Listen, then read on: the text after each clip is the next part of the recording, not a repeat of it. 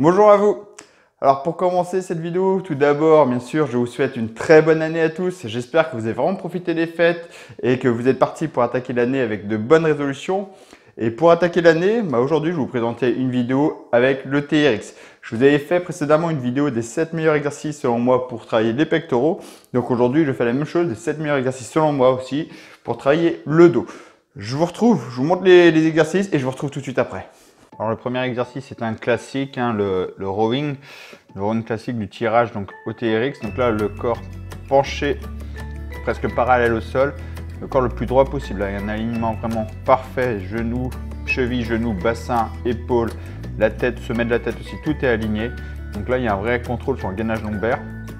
Dans la montée et la descente, on peut jouer avec la cadence aussi en accélérant ou en contrôlant le mouvement. Moi, je vous conseille d'abord de contrôler le mouvement en faisant un mouvement en ralenti pour bien cibler le haut du dos et pas que les biceps. On ne cherche pas à travailler que les biceps, c'est vraiment le haut du dos en sortant bien la poitrine, les épaules en arrière. C'est trop dur, voilà, on joue sur l'inclinaison du corps. Plus je vais être à la verticale, plus ça va être facile. Donc, sortez bien la poitrine, partez bien les coudes en arrière en fixant les omoplates pour bien cibler le haut du dos.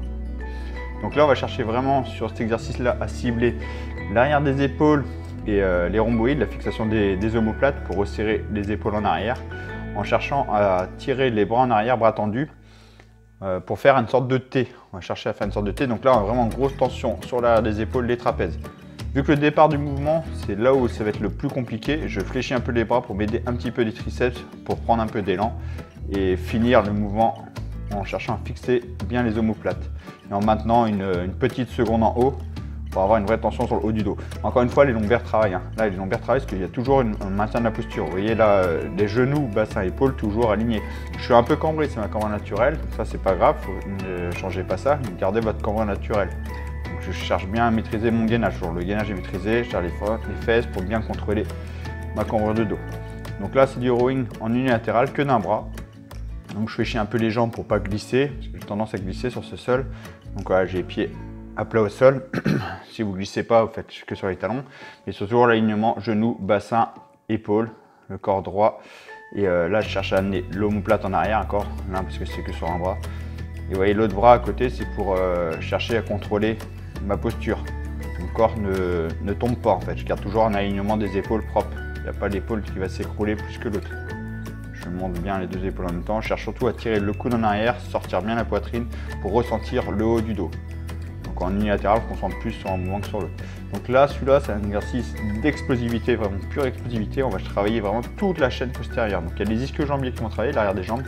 Un gros travail sur les fessiers, parce que ce mouvement de balancier, c'est vraiment un mouvement des fesses, des lombaires.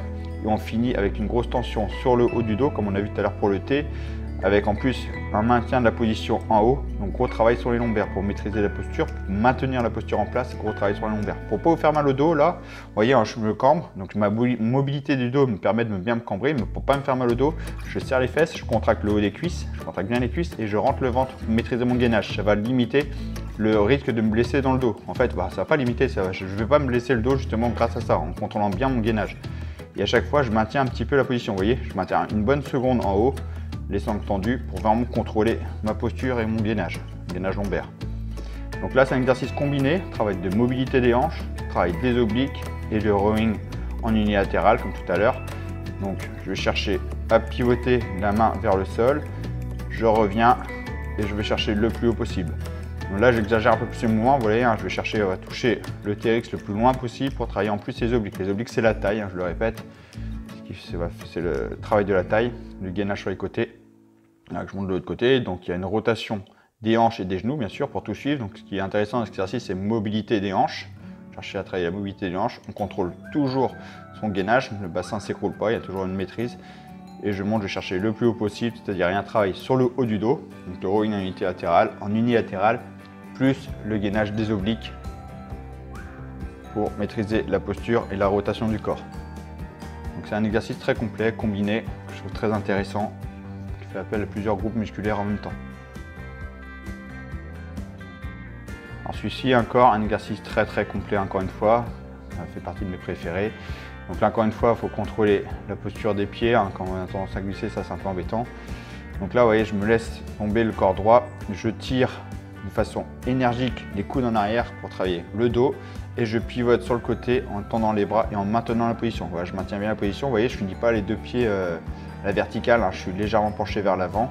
Je stabilise grâce à la force des épaules et le gainage des obliques. Encore une fois, là, on est bien sur les obliques. Si vous ne sentez pas les obliques, c'est que soit que c'est tout simplement que l'exercice n'est pas bien fait ou c'est que vous êtes trop à la verticale. Vous voyez, hein, quand je finis le mouvement, je rentre bien le ventre, je maîtrise bien le ventre bien serré et les bras tendus loin devant moi. Vous voyez, les bras tendus sont perpendiculaires à ma poitrine. Bien un alignement propre. J'exagère un petit peu le mouvement. Là, je pousse bien, voilà, et je cherche à stabiliser un petit peu. On voit, hein, je suis sujet à tomber, c'est les obliques qui me maintiennent en place, à force du gainage. Donc un gros travail sur le dos au début, de façon énergique, encore une fois, explosivité, rotation des obliques et le maintien avec gainage sur la taille. Donc là, le dernier exercice combiné, encore une fois, qui fait appel à plusieurs choses en même temps, le rowing donc d'un bras et un développé d'un bras. Donc là, j'ai utilisé un kettlebell, je trouve que c'est plus confortable que l'haltère. Vous pouvez faire avec un haltère, hein, c'est pareil. Ici, voilà, donc je cherche à tirer le coude en arrière, sortir la poitrine et en même temps, une fois en haut, je pousse le kettlebell vers le haut. Donc pareil, hein, lâchez pas le gainage, le bassin ne doit pas tomber. Vous voyez, le bassin ne s'écroule pas, il est toujours bien aligné. Donc il ne faut jamais lâcher le gainage. C'est ça qui est bien dans l'exercice combiné, c'est que ça a plusieurs groupes musculaires qui vont fonctionner en même temps, mais qui vous forcent à rester toujours concentré sur votre gainage. Sinon, vous risquez de vous blesser au niveau du dos. Donc là, je tire d'un bras et je pousse le kettlebell vers le ciel. Donc là, c'est pareil, hein, c'est trop dur. C'est simple, vous avez juste à reculer, hein, vous passez plus à la verticale. Bon, ce qui va se passer, c'est que ça travaillera plus le haut des épaules que les pecs, mais c'est pas très grave. Là, l'idée, c'est un exercice combiné, faire appel à plusieurs groupes musculaires en même temps. Donc là, le monde de l'autre bras, on voit le bras droit qui pousse vers le ciel, le bras gauche qui tire en arrière, avec toujours l'alignement du corps, hein, propre, on est bien gainé. Donc replacez toujours les pieds, hein, si vous glissez, bien sûr. Donc voilà, vous avez 7 exercices différents à travailler avec TRX. Donc encore une fois, l'avantage du TRX, c'est pas juste travailler un groupe musculaire bien ciblé, bien défini, ça va être travailler toute une chaîne. Et là, on va travailler le dos et le gainage qui est toujours incorporé dedans, et aussi un travail d'équilibre. Donc quand on va parler de travail d'équilibre, d'instabilité, on va travailler tous les muscles profonds qui vont chercher à nous maintenir en équilibre, c'est-à-dire les muscles profonds des épaules. Selon l'exercice, ça peut être les chevilles, les genoux, ça va dépendre de l'exercice qu'on fera.